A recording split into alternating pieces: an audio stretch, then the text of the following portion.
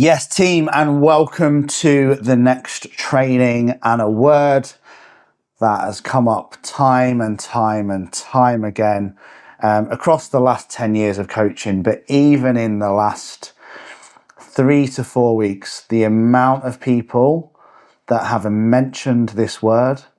And if I asked the entire group, what's the number one thing that you struggle with, I guarantee that this would be the number one word that would come up. And that word is overwhelm. We all experience it. Today we're going to look at what it is, why it affects you, and how we get it handled. Now, first of all, I want you to write this phrase down and remember it for the rest of your life. I remember when I did a post on this for social media and it triggered the living hell out of a woman who was very deeply locked in victim mindset, but she took it completely the wrong way, and I'm going to explain why. Overwhelm is a myth.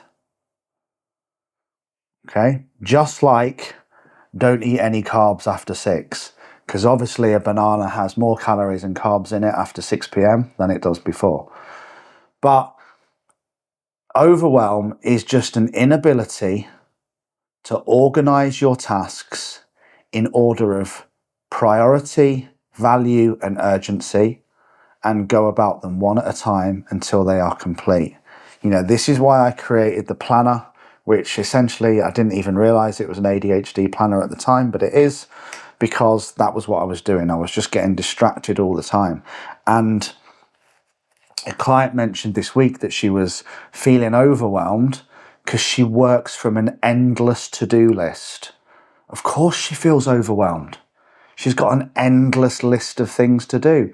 Any person in the world, even the most successful entrepreneur known to man, like if Richard Branson had an endless to-do list and no support, he would feel completely overwhelmed. And when I mentioned this, and this lady in question kicked off into the middle of next week, you know, she used the example of nurses and COVID and how would they feel reading this terrible phrase that I've just written about overwhelm being a myth. Well, it's exactly the same for them. If there's one nurse and 1,000 patients, yes, she's going to feel overwhelmed, but it's an emotion as a result of what's happening. She needs to organize those 1,000 patients, this is a big exaggeration, in terms of order of urgency, so probably from imminent death downwards, and treat them one at a time. She can't treat them all at once, just like working from an endless to-do list, or absolutely no one will get treated and nothing will get done. And it's the same as you learn in, you know, first aid or in a battle situation. If there's a huge, let's say I was driving home tonight and there was a big car accident involving 4 cars and multiple casualties. Once I've parked my own car, blocked the road, and realised that I am in fact now safe and I've created a safe environment and the hazards are on and I've put the cones out, I would do that before running towards any car to treat anyone, because if a car comes straight into it and hits me, then I'm no good. This is the same as the Ryanair analogy of fitting your own oxygen mask.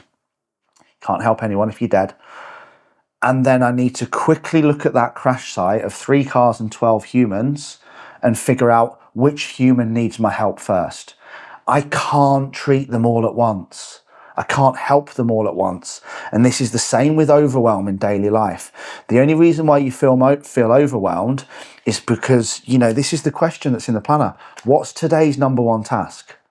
What's today's next 3 most important tasks?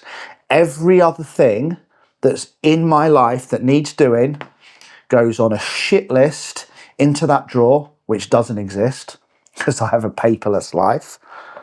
And I don't look at it. So I have got essentially a to-do list, but a to-do list are amateur, right? It's Sunday league stuff. But it's essentially a brain dump. And then I'll go through it and I'll label 1, 2, 3, 4 at the start of the day. Today's most important task, today's next 3 most important tasks.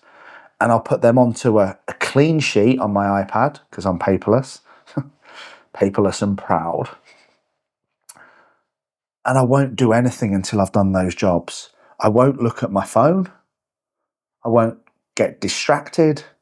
I won't go and make a cup of coffee unless they're really long tasks. I'll focus on them until they're done. And then I can repeat the process. If I get time for another one, great.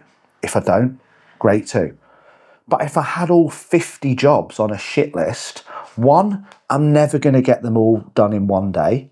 So I'm arguing with reality. Two, I'm not even going to know where to start. That's what the same client said who's working from an endless to-do list. She doesn't even know who to start. She'll be laughing when she's watching this because I'm going to discuss it with her. But that's what needs to change.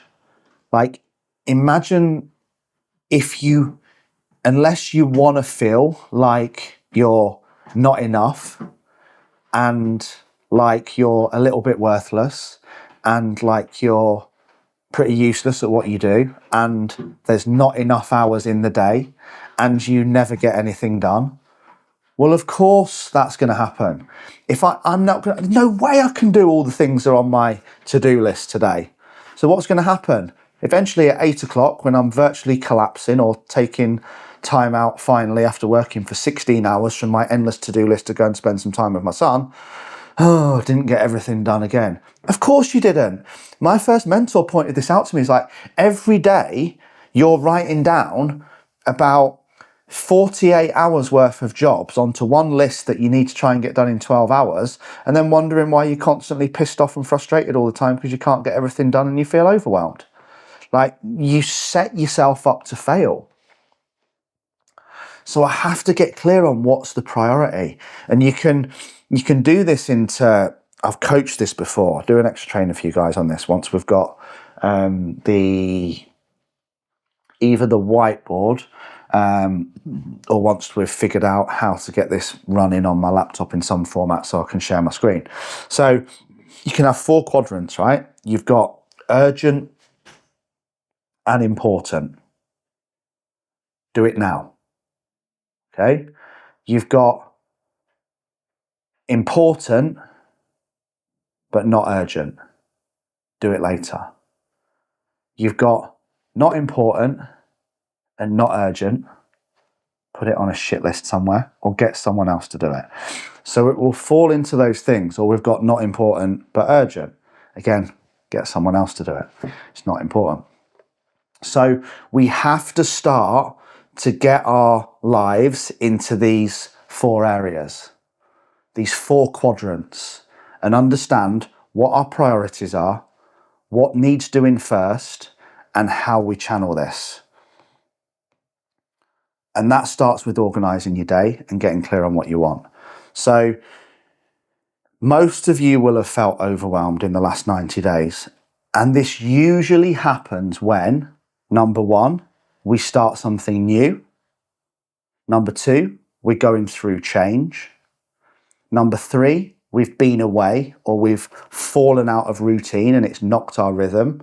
Or number 4, we've taken too much on or something unexpected happens.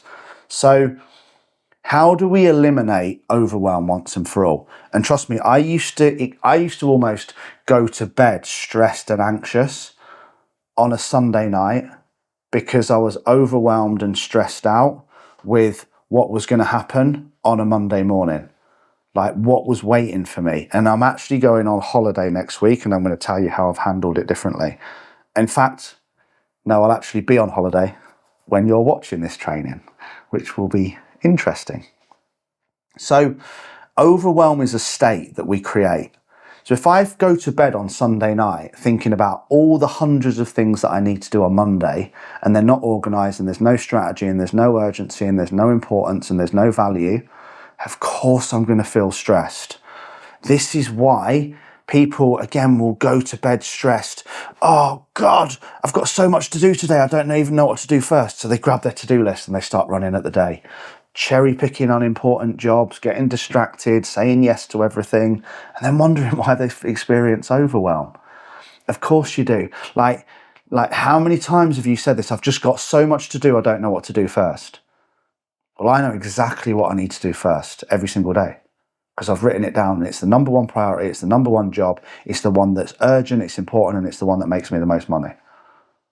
Everything else can wait. It's also normally the job that's the most uncomfortable. Might be chasing an invoice for someone that owes you $5,000. So you'll do all the other stuff because it's going to be a really awkward conversation, and then you'll chase them at 5 to 5.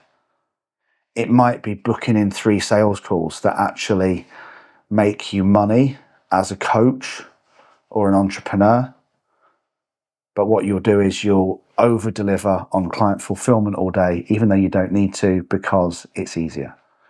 Okay, so you'll pick stuff that's really comfortable and doesn't require high energy first, because you'll do this thing, I'm just going to get all these pissy little jobs done first and then I'll do the big one. Well, no, do the big one when your energy's high. Don't waste your energy on all the shitty little jobs and then you have to do the big one when you're tired, and then it seems even more overwhelming. So I experience it every Monday. I experience it most days, but I also experience it when I take time out. So by the time you've watched this or are watching this, I will be in Greece with Nat, and I'm not going to reply to any WhatsApps or do any messages the whole time, because I've organised my life. And I've told all of you before I've gone that I'm not going to be on my phone for 5 days and not to message me. So before, I used to not do this, and I used to tell people, like, I know I'm on holiday, but message me anytime, I'll get back together when I can. Get back to you when I can.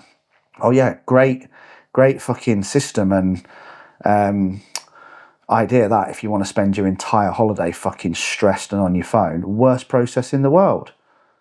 Tell people what you're doing and why. I'm not replying to any messages or do any check-ins on holiday, because I need a rest, I need to recover so I can come back full of energy and serve you at the level that you're used to being served at. If I don't have a holiday, there's no point. So I would used to do this, or I'd go fishing for like 24 hours, 48 hours. Before I'd even gone, I was stressed about what I were coming back to. Oh God, I'm going to take 24 hours out. I'm going to come back to 400 emails, 300 text messages. My social media is not going to be done. Do you know what? I'm not even going to go. Hands up if you've said that before. Sometimes it's not even worth booking a holiday, because it causes more stress to get everything done that you need to do before you go on the holiday than you actually get out of the holiday. And I'm going to come on to how we change this, because overwhelm is an emotion, right? It's an energetic state. Same as depression, same as anxiety. You can't test for anxiety, you can't test for depression, you can't even test for ADHD. They're only asking you a load of questions, right? All of these things are states. You can't catch ADHD, you can't catch depression, you can't catch anxiety. What are the other ones I've got? Bipolar disorder, personality disorder, PTSD. You can't catch that. It's a state that happens as a result of a trigger. So something happens and you feel depressed. Something happens and you feel anxious. Something happens and your ADHD traits kick in. Something happens and it takes you back to a moment of the past and you feel stressed. So it can only happen if I create it. And the fact that I can create it means that I can prevent it, which I will do. And I will go calmly away on this holiday, because I've dealt with it now, because I was aware. You all got an email on Sunday last week. You'll get another email on Tuesday. I'll ensure everything's done before I've gone and urge people not to contact me whilst I'm away, so I don't come back to a shitstorm. So I'll put processes in place to prevent overwhelm. That's why I do the planner. That's why I have the priorities. That's why I have the 3 most important jobs. Now, when we are feeling overwhelmed, which is a state which, I'm going to be really honest with you, it also comes down to physiology and physicality. So if you're drinking a lot, having shit sleep, going to bed late, hanging around toxic people, not going to the gym, putting shit food in your body, drinking alcohol, taking drugs, not planning, and everything in between, well, you're going to feel 100 times more overwhelmed, because you're in a shit physical and mental state. And then when you are, everything is tenfold. So like I've said, any form of mental health problem and alcohol or drugs is like pouring accelerant on a fire. It'll dampen it down a bit and then it'll fly up worse. So if you're feeling overwhelmed and then you decide, I'm really overwhelmed, I need a blowout, you're going to get fucked off your face for 24 hours. And then you come back and you've not been to bed and you've spent loads of money and you've got more jobs than when you went off your head. And you feel 100 times more overwhelmed. Again, what have we done? We've created it. So what happens is, what did I write down? Three things you'll do when you feel overwhelmed, okay? One is you'll do nothing. You'll hide and complain like a 5-year-old child as long as you possibly can. And you'll keep saying things like, I didn't even know where to start, so I did nothing. And you'll blame, complain, and justify. 2, you'll go into what I wrote down as douchebag mode. I'm just going to get on it this weekend. I just need a break. I haven't got the headspace for this right now. I'm too overwhelmed. I'm too overwhelmed to take action. Well, you're overwhelmed because you're not taking action and it's not going to get any better. So again, then we'll say, I'm just going to get this week out of the way and then I'll do that. I'm just going to get this month out of the way and then I'll do that. Guess what? At the end of the month, you've got a month's more overwhelm and a month's more jobs. Like, it sounds like I'm taking the piss when I say this, but how often have you said, I'm just going to get this week, weekend or month out of the way and then I will insert what you want to do. So you put in more and more tasks that you're going to do when you feel less overwhelmed. But I can't do it right now because I don't have the headspace and I'm too busy and I'm too overwhelmed. What do you have the headspace for? Being overwhelmed, being stressed, being busy? Or do you want to draw a line in the sand and work out how to fix it? Or like I said, double douchebag mode. I'm just going to go out and get pissed and I'm going to go on holiday and I'm going to pretend all this stuff that needs doing doesn't exist. And hopefully maybe it'll go away. But okay, it hasn't. And now self-soothe with alcohol or drugs or food or anything, gambling, time off, and I'll stuff it all under the carpet and hopefully it'll just disappear. But it doesn't. It comes back. Like, if you're feeling overwhelmed, avoidance isn't going to make it feel better, isn't going to improve it. It's not going to go away. And, you know, this is the slowest and the hardest way out. So if we're avoiding, we're suppressing, we're lowering our standards, we're moaning, we're blaming, we're justifying, you know, we're creating a to-do list full of shit, when we could do with creating something else that I'm going to come on to, then that's the slow, hard way to get out of overwhelm. Avoiding, suppressing, drinking, moaning, blaming, complaining, talking about it, working 16 hours days, because it's just going to keep you locked in that overwhelm loop. Now, several things I'm going to come on to. One is we can understand how overwhelm is actually the emotion of growth. Because guess what? If you're not overwhelmed, then you're not even trying. You're not even moving towards the goals. You're probably on autopilot. So the fastest way out, and for us to deal with it, is to first of all just write everything down. Like, create that endless to-do list, but it's not an endless to-do list, it's a shit list. And then we're going to number everything in order of importance, in order of how time critical it is, in order of how valuable it is. And then we're going to just focus on one thing at a time. This is what I used to call the LNS. No, that's not what it is. The NLS. Next logical step. Thought we got the letters wrong, man. So yeah, the next logical step. That's what you need to figure out.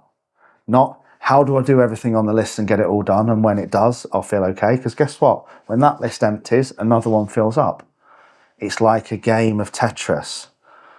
So it's not easy, but it literally is that simple if you want to stop feeling overwhelmed. The first thing you need to do is just pick out the number one job that you need to do to move towards your goal. Because you can't do, most people think they need to do all of the things all on their own and all at once. And then they can't, so they get stressed and then they don't start. You know, it even happens within I spoke about it last week, didn't I? I don't have the headspace for this right now because I'm overwhelmed. Well, what do you have the headspace for? Stress, overwhelm, anxiety, feeling like you're not good enough. And as I said, I actually felt this emotion about a week ago. I thought, I just need a blowout. I just need a weekend off. No, you need to deal with whatever you're not dealing with that's making you feel like you need a weekend off. Because whatever you're struggling with, how the fuck does a weekend off make it better? How does a blowout... Do you remember that one time when you were really stressed and you were really struggling and you were really overwhelmed and everything seemed too much and it was all getting on top? So you went and got smashed for a weekend and you came back on Monday and guess what? It was exactly what you needed. Everything was fixed. Everything was better. That never happens. It's the same as alcohol and the fire. It might get you to forget about it for 24 hours, but then it's still there and it comes back and it's worse. So, you know, whatever you've been putting off because you're overwhelmed, just pick 3 things you can do now and just get them done. And then worry about the rest of the stuff afterwards. Like if you're starting a business and you've got a whole list of things you need to do, you're never going to start the business. You just need to know the first thing that you need to do, and then we can worry about the next once the first one is complete. So why does this happen? Especially in fitness and nutrition, which I'm going to use as my main example today. So I've talked about this before, but the reason why we normally fall off the wagon, even though we didn't fall off any so let's start that again. The reason why you fell off the wagon, even though you didn't fall off any wagon, because it wasn't an accident, nobody pushed you, in fact you jumped off, is because of several things. 1, you'd fallen behind. 2, you'd fallen off. Or 3, you'd fallen nowhere. So let me explain that. You either felt like you hadn't done all of your training sessions, you hadn't done all of your nutrition perfectly, so you've fallen behind, so you quit. Number 2, you'd messed up, fallen off, even though you didn't fall. Or number 3, you've just not done anything. You've not even got started. So one of those few things will lead to you feeling the way you do. And when you feel any of those things, the emotions of overwhelm, everything's getting too much, I don't have the headspace, what do? You quit. This is why people quit this plan all the time. And when anyone quits this plan, I don't judge them, but I feel a bit sorry for them. And I kind of laugh a little bit internally. And I think about when they're going to be back. Because 75% of you are back for at least the first time. Because you made the wrong decision. When things get tough, that's when you need to step up, not step down. And why do we all quit? Why do we jump out of the boat? I'm going to use that as an example. So any goal, right, is like a boat going down a river. You're going to hit fucking bends. If you think there's going to be no bends, then you're arguing with reality. But the problem is most people hit a bend, they go, oh, I'm too overwhelmed, I'm too stressed, I don't have the headspace, it's too much, I'm going to wait till I've got a clear 12-week gap in my diary, and then I'm going to get started working towards my dreams. So they jump out of the fucking boat and they go and sit on the sidelines and they watch everybody else in the river fucking driving their boats further. And then they start to feel like they're behind. So then they feel even worse. Until the pain gets that bad, they have to take the boat right back to the beginning of the river, get back in it and start going again. So when we hit a bend, we often quit. As I said, we've either fallen behind, we've fallen off, or we've fallen nowhere. We get out of the boat and we go back to our old behaviours, back to our old shitty peer group, back to our old mates that don't call us out on our own bullshit, back to going to the pub at the weekend, back to having a chippy tea every Friday, back to doing nothing towards what it is we said we want. All because we got too overwhelmed. Well, what is it that you got overwhelmed with? It wasn't because you were doing the work. And this is what happens, right? Why do you quit? Because it feels good. It's exactly the same as the booze. Quitting gives you a temporary release from the pain of doing the work. Just like booze gives you a temporary release from the pain of your mental health. Quitting feels good. It's one less thing you have to do. Oh, I've told Lee I've quit. Wicked. That means I don't have to pay the money this month. I don't have to go to the gym. I don't have to eat healthy. I don't have to say no to the festival. In fact, I can just go back to living my stress-free life, getting pissed every weekend, living on junk food and chips. No one's going to call me out on my own bullshit until, I'm in so much pain again. I'm so overweight. I'm dreading the wedding. My energy's all over the shop. I'm not sleeping. I'm depressed. I'm pissed. I'm going to text Lee and ask if I can come back. Loads of you are going to be laughing watching this because it's what you've all done. So we all do it. I've quit plans before, guys. I ain't preaching here. I've had to take my cap off and go back to people and say, I fucked up there. Would you mind helping me again? Okay, but this is what we do. We go back to the old standards. We go back to the old peer group. We go back to the old habits. Well, if back was going to win, you never would have joined in the first place.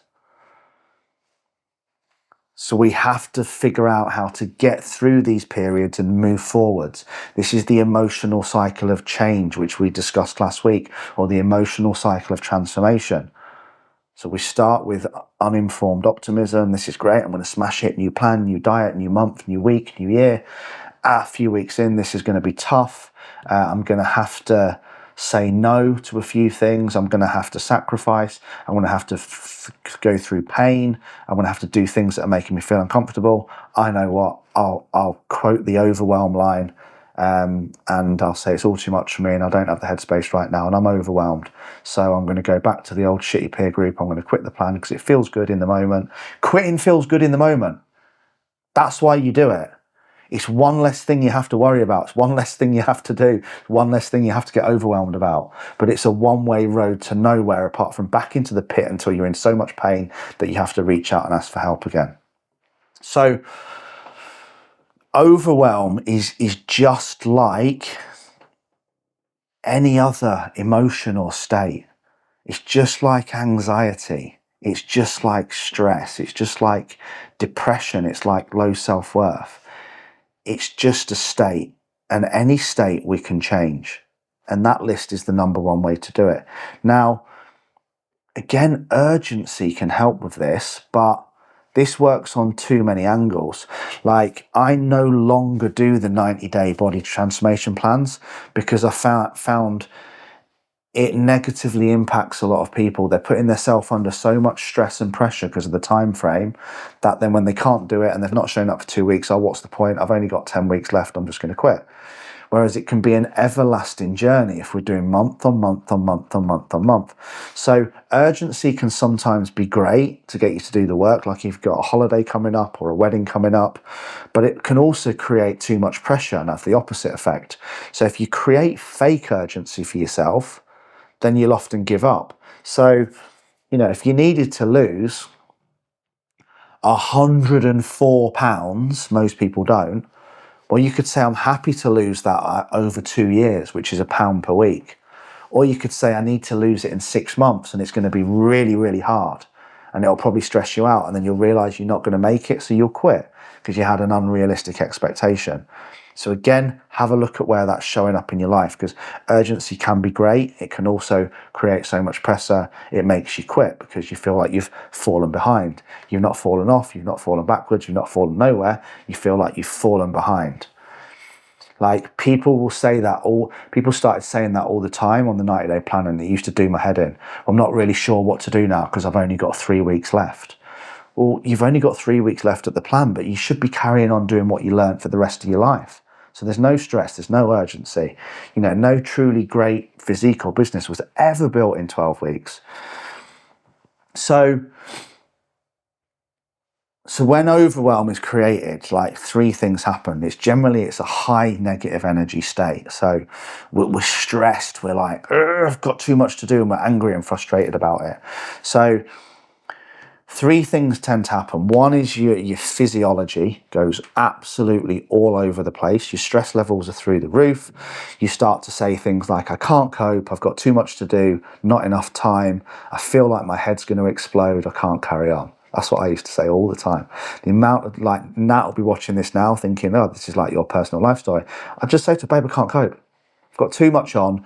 There's not enough time. How am I supposed to be a dad, be a business owner, play cricket, manage the label, have a DJ career, have a life, go to the gym? It's just too much. I can't cope.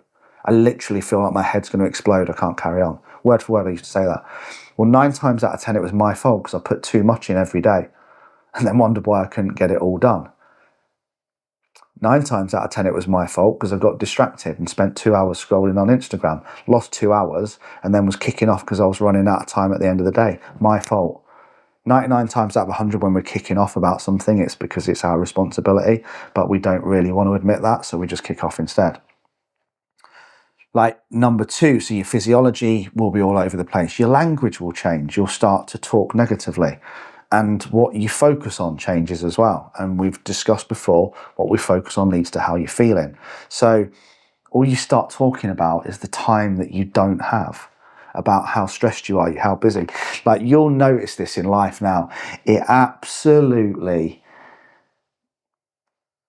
does it trigger me? No, because I don't really get triggered. It just makes me laugh, and it's nearly always men. And I just want to shake the living shit out of them and say, come on, you're better than this. Do you want me to get you a badge?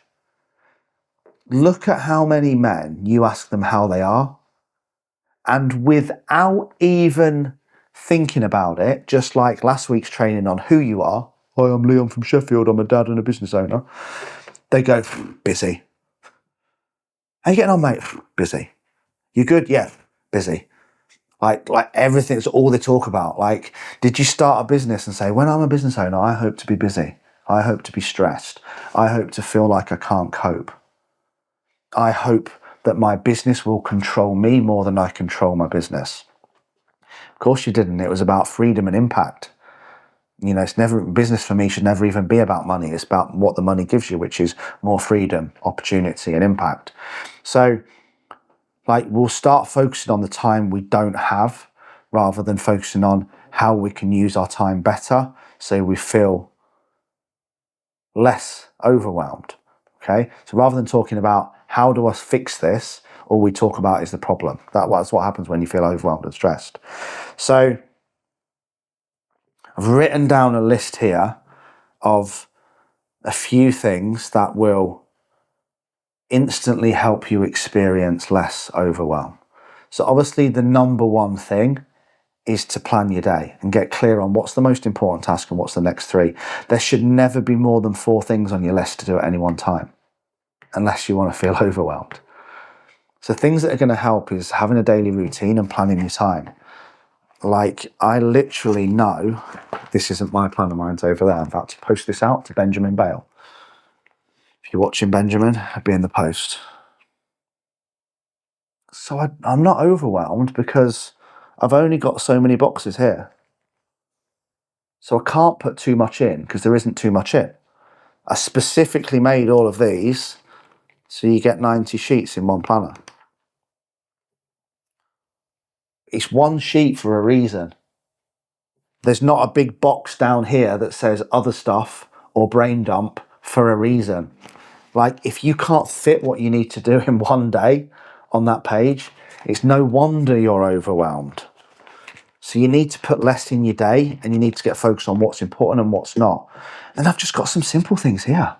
Having a great routine, morning and evening routine, good habits, journaling, tracking food, making sure you get to bed on time. Overwhelm is worse when you're tired. Everything's worse when you're tired. Exercising more, becoming fitter, becoming okay with asking for help, having a good schedule, prioritising your jobs, drinking less booze, making sure your screen time is consistently lower week on week on week on week. So all of those things are going to help you to manage overwhelm. But the number one thing is getting clear on what you need to do first. And when you do, you'll start to find life easy and you will experience less overwhelm. Trust me, But the other spectrum is when you feel overwhelmed, so you start either doing things to cope with overwhelm or removing the good things in your life because you think, I'll quit the plan, then I'll feel less overwhelmed. I won't go to the gym, then I'll feel less overwhelmed. I won't track food because then I'll feel less overwhelmed. It's just one more thing I can't cope with right now.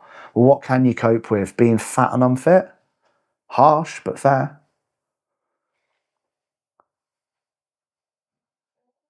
So what happens then is we start eating shit, we start getting pissed, we're not training, we're not managing our state, we're not journaling, we're not having cold showers, we haven't got a morning routine, we haven't got an evening routine, we're not communicating, we're not asking for help, self-care's all over the shop, we're not journaling, we're not planning the day, we've quit the plan, we've lost the accountability. Guess what you feel? Overwhelmed. Because you did everything that was going to make you feel more overwhelmed and more stressed and your state to be worse, and nothing that would be. So again, we're asking the wrong questions. So rather than how do I stop feeling so overwhelmed, ask a different question. What can I do to prevent overwhelm happening in the first place? Because if I can prevent it in the first place, you'll have heard that phrase, prevention is better than cure. Then I don't have to deal with it. So ask yourself that question. So Lee, I feel really overwhelmed and I don't know where to start. Well, I'm not surprised if your state is all over the shop because you've been out all weekend, because you're not sleeping properly, because you have no plan, because you're eating shit, because you keep quitting the plan. Don't blame overwhelm. This is like when people blame the other person in the relationship for everything. It's not overwhelm's fault. It's the fact that you didn't plan properly. And it's just, overwhelm is just a state of fear. It's a state of anxiety. It's a state of stress. That's what I mean by it's like a low negative energy is depression. Overwhelm is a high negative energy. So you're not like, oh, I'm so overwhelmed. You're like, God, I'm so overwhelmed. Do you see the difference? So, but if we don't get a handle on it and learn how to stop it happening, it will end up being the reason why you quit and your excuse. And it'll become your latest excuse for not taking anything. And I'm going to start next week, next month, next year. And then, oh, guess what? I'm in my graveyard. Graveyard? I'm on my deathbed. Eventually in a graveyard. And I never did anything what I did. I didn't live the life I want. And I'm full of regret because I got too overwhelmed. Well, if you never got started because you were too overwhelmed, what were you doing instead? Nothing. Most people are overwhelmed doing nothing, talking about how overwhelmed they are, or doing unimportant jobs. I'm so overwhelmed at the minute. I've had a guy say this to me, mate, I'm just so overwhelmed. Right, okay, we're going to sit down now. Have you got 10 minutes? We're going to jump on Zoom. He said, yeah. I went, fucking brilliant. I can't believe he said yes. I thought he would be too overwhelmed and too busy. So he was so overwhelmed and so busy. But the second I said, you've got time to jump on Zoom for 15 minutes, yeah? Well, that shows me, one, he hadn't planned his day. And two, he can't be that overwhelmed because he was willing to drop everything and speak to me. Well, he probably does that in every single area of life to every single person that he interacts with, which is why he feels overwhelmed. Anyway, so we jumped on the call. I said, right, let's audit yesterday. Hit me with it, 6 a.m. I'm not going to go through his day. But really, he hadn't really done anything on that day. He'd got up and he'd gone for a shower and he'd gone for a walk and then he got back and he got the kids ready for school and then he went to work and then there was a meeting and then this happened and then that. Okay, what were your goals at the start of the day? What was your strategy? What was your plan? What were your key three that you wanted to achieve? What? So he was actually overwhelmed doing nothing because he didn't have a plan. And guess what? When you don't have a plan and you're not working on your key 3 and you don't know what today's most important job is, guess what happens? You become an alarm clock or a doorbell for other people's agendas. And when I broke his day down, essentially, he was overwhelmed dealing with other people's shit. From the second he got up, all he did was fight fires and react to what's going on around him. Can you do this, John? Can you do that, John? Would you mind doing this, John? Have you dealt with this, John? Can you jump on a Zoom, John? Yes, I can. So he didn't have a plan for the day. He was overwhelmed with the amount of stuff that other people were putting. But if you don't fill your time with your tasks, trust me, other people will fill your time for you. So you have to get clear on this. And we're going to work on some other questions here, but don't fall into the trap of essentially using overwhelm as the reason why you're not doing anything. So questions here for you to answer, which will really, really help with this. So what are you knowingly doing that's contributing to you feeling overwhelmed all the time? Journal it out. Right? Questions are the steering wheel of your mind. So mine would be, I'm not planning strategically enough. I'm putting too many things in one day. I'm not getting clear on what's important. I'm getting distracted as fuck by social media. Do you know, yesterday, it's actually really good. I've not fully got to grips with it yet, but I started using a new program called Plannable. And I took all 14 reels from Dropbox and I wrote the copy and I uploaded them and it posts them to TikTok, to Instagram, to all of these things. And then I did the written copy posts, the ones that I do with pictures, not reels, and I put all of them in. And I've got almost 14 days of social media, 28 posts across 5 different social media sites. And I had that all done in around about 3 hours. Do you know why? Because I was on my computer and my phone was in another room. So had I tried to do that on my phone, just posting 7 reels and doing the copy on my phone, I guarantee I wouldn't have got that done in 2 hours. Because every time I'd have posted a reel, I'd have had a quick look on Instagram. Every time I'd have scheduled a reel, I'd had a quick look on Facebook or TikTok or YouTube. Anything from carp fishing to yoga models in bikinis and personal development and everything in between, and any other shit that comes up on my YouTube to keep me distracted, to keep me stuck, to keep me overwhelmed. So I got clear on what I needed to do and I just did it and kept away from my phone. So that's just me personally. Sometimes my distraction's so bad I have to put my phone in the boot of my car. Try it. The world won't die without you because you didn't have your phone for 3 hours. But ask yourself that question. What are you knowingly doing that's contributing to you feeling overwhelmed? And what are you knowingly not doing that would stop you feeling so overwhelmed? So the whole Gordon Ramsay busy idiot thing, like you can't claim to be too busy and overwhelmed if you don't know exactly where you spent your time.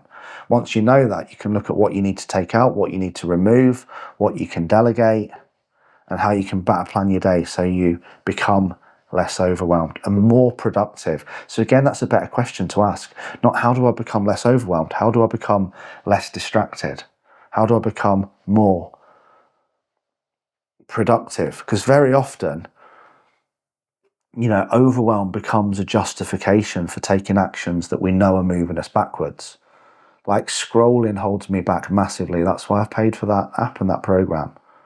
And I will be delegating it to Josh, who's going to do it for me, who doesn't have ADHD and he doesn't get distracted, and he'll probably do it in half the time once I've understood the processes myself. So again,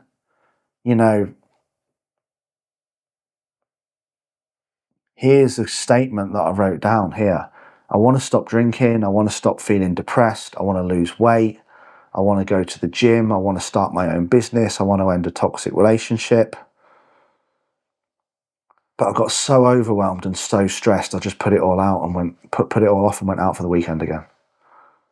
Like, this is what we do. Like, we escape going through the pain, and the pain's just going to get worse and worse and worse, which that will create more overwhelm. If you've ever had a blowout when you were getting stressed or overwhelmed, Like, answer me honestly, how did that work out for you? Did you feel less stressed and overwhelmed on Monday morning, or was everything 10 times worse?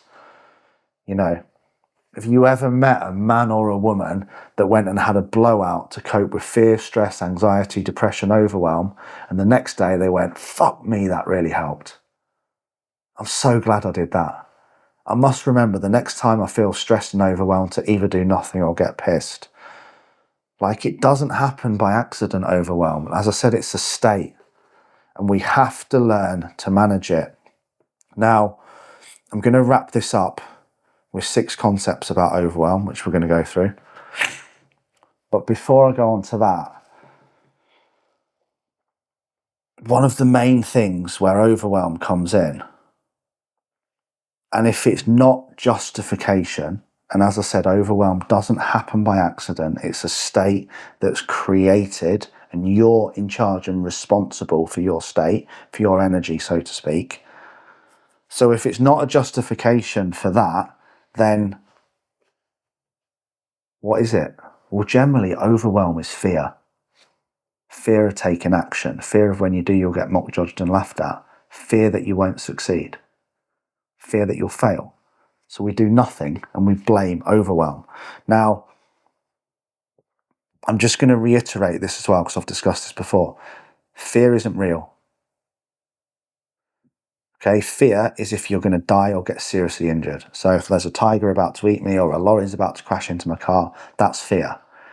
Every other type of fear, and often when we're talking about overwhelm, is the fact that we don't want to feel uncomfortable. That's all it is. Real fear, there has to be a chance of death or serious injury in order for it to be fear. Everything else is an avoidance of discomfort. So if I keep using overwhelm as the excuse, I can use that as why I'm not doing the important thing I need to do that's making me feel uncomfortable. So anything else outside of that is just bad mind management. So, you know, fear of overwhelm, of why we don't take action. I'm not smart enough, I'm not clever enough, I'm not productive enough, I'm not tall enough, I'm a technophobe, I've not got enough energy, I've not got enough time. All of those are excuses that we'll use to stop us doing something that's uncomfortable. Or I'm not ready yet, as I said, or I'm going to start X, Y, and Z. I'm going to start once this is out the way. I'm going to start after the holiday, after the birthday. Again, you're just creating reasons and justifications to put off for doing the thing because it's uncomfortable. And normally overwhelm is the excuse. Most people are overwhelmed doing shit that's not important. Now, 6 concepts that will help with overwhelm to wrap this up. So, I love it when I say this. Overwhelm is the emotion of growth. Fear is the emotion of growth. Stress and discomfort are the emotions of growth. If you're experiencing them, fucking good. It shows you're in the game. It shows you hit the bend and you're still in the river.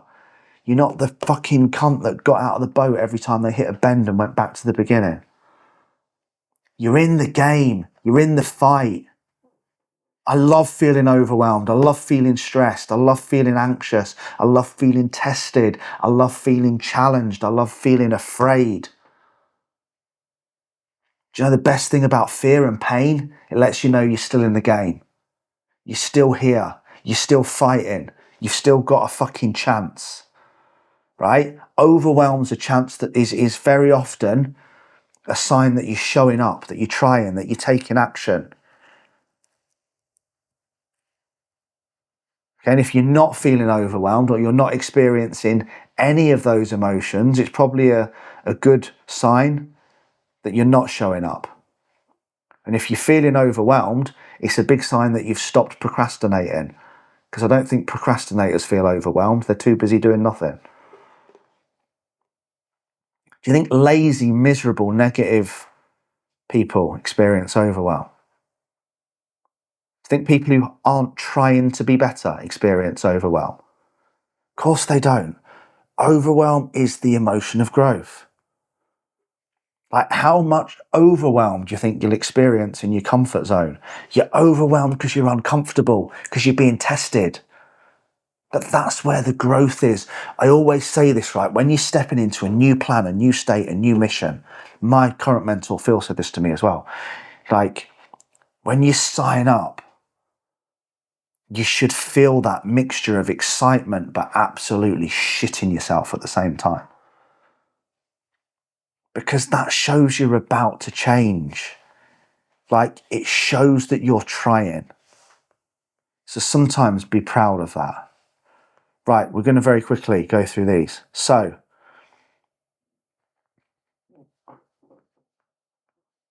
how to handle overwhelm.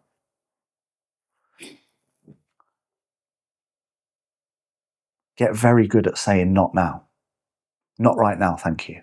Not this month, thank you. I'm really sorry I can't do that.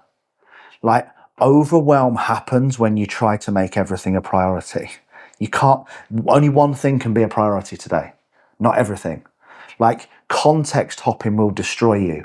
I can't do creative content filming, client check-ins, social media uploading, sales and marketing, DM outreach, team management, scaling planning, delegation, and sales all in one day. I'm in a completely different mind space for all of them. And if I context hop between all of them and I'm not time blocking my week down, that's what I teach this to my private one-to-one clients, how to block their week down. So I've got a marketing block, I've got a sales block, I've got an outreach block, I've got a time-free, phone-free time with Logan block. Me and Nat have a king and queen block. Like, you have to time block your week out. You can't make everything a priority on the same day. It's impossible. You're literally arguing with reality. And that was what I used to do. I thought I had to do all of the things all at once, all on my own. Classic business owner ego thing. Nobody can do it like me. Well, yeah, actually, Josh is better at half of the stuff that he does than me. I just need to let go of that need to control everything. Control freak often creates overwhelm. Like, you have to let go of stuff within your business. Now, a priority is something that's more important than others. It's that simple. That's all it is.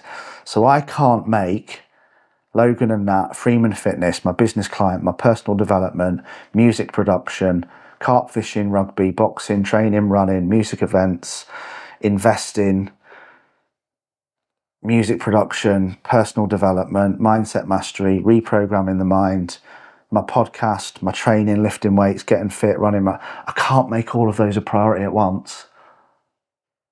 I have to pick, and it was hard for me to do this, like selling my studio setup and all my DJ stuff was hard.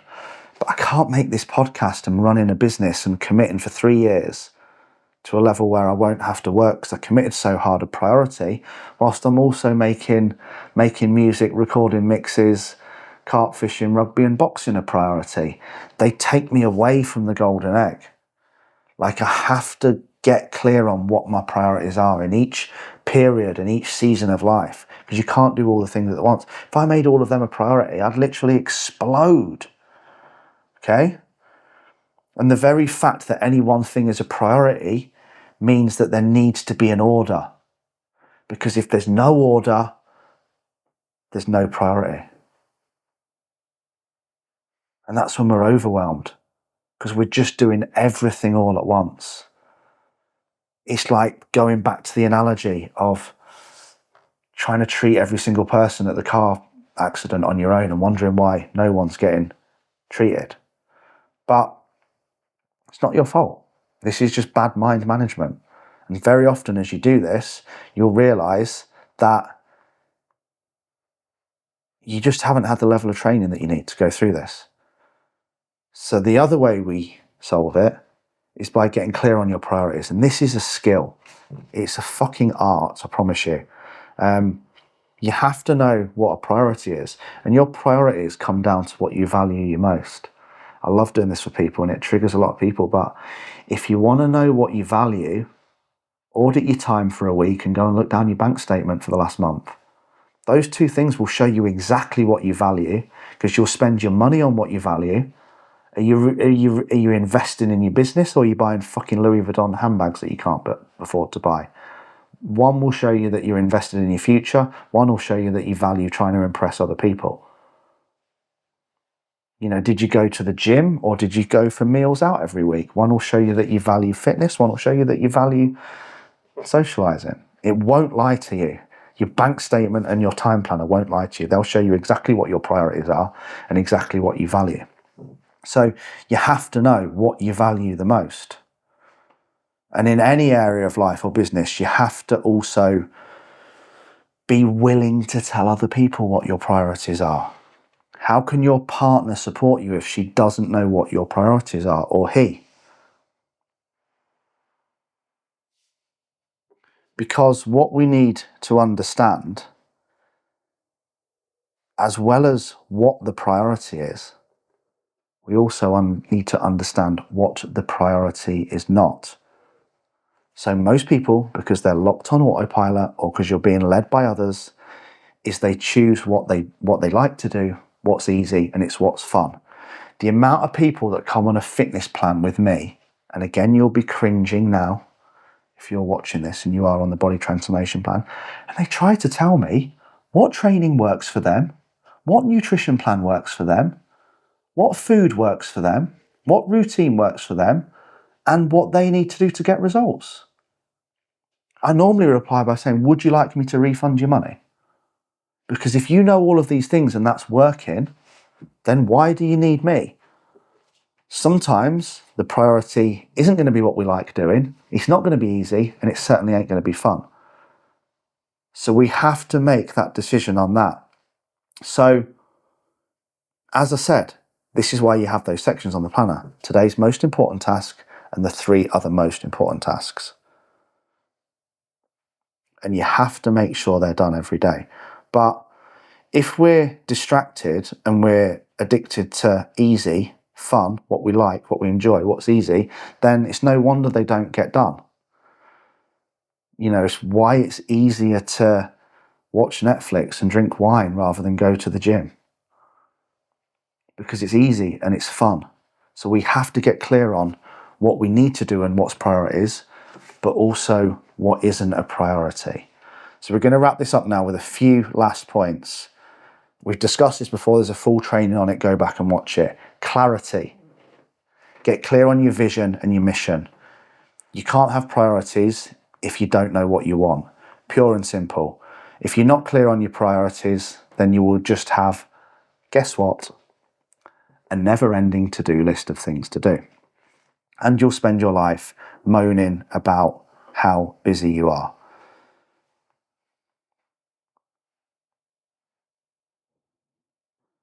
I'm going to wrap this up by using a little example of how to be overwhelmed and how to not. So, they say every single person in the world's got a book in them. They say 75% of people want to write a book. Only 1% of people ever actually write a book. And it's just the perfect example to discuss overwhelm. So all you need to do is, first of all, day one, decide what you want to write your book on. You don't need to think about the design, the title, how long it's going to take, what the chapters are going to be, or any of those things. And you do this is how you break down any goal. You know, you then need to think, what do I want the first chapter to be? And you just need to write the first 200 words and have that as your only goal. And then the next 200 and the next 200. And then aim to have the first chapter done within a month. Just the first chapter. That's it. But if you think about writing the whole book, you're never going to get started because it's too overwhelmed and there's no priority. And again, it's the same in weight loss, this. Like, rather than thinking about the 3 stone that you want to lose, think about the 3 pounds that you need to lose and what you need to do in order to do that. So shrink every task that you've got, even the task that you've then got priority on, So this is the most important task. I know that now, right? How do I then make the tasks within this task small as possible so I feel less overwhelming? I experienced this starting the new Mindset Mastery Instagram. I'm like, where do I even start? I don't know. I ain't got my phone. I can't check now, but I think it's probably got 35, 40 posts on it. I just needed to do one post per day. I just needed to get it started, not get overwhelmed with the entire strategy and what I needed to do and how many posts and X, Y, and Z. I just needed to get started. So we have to get clear on our priorities, but then we have to also make the priorities as small as possible and manage them down into chunks that could go on today's most important task and today's next 3 in order so we can micromanage small goals, tick them off, celebrate the win, and then start again. Guys, I hope that's been helpful today. I love you all. Don't get stressed. Don't get overwhelmed. 1, it's a myth. 2, it's a state, and it's a state that you can manage. And when you do, you'll move forward. But the first step is realizing that it's not a condition. You don't have too much to do. You're just not getting clear on your priorities. Have a great day.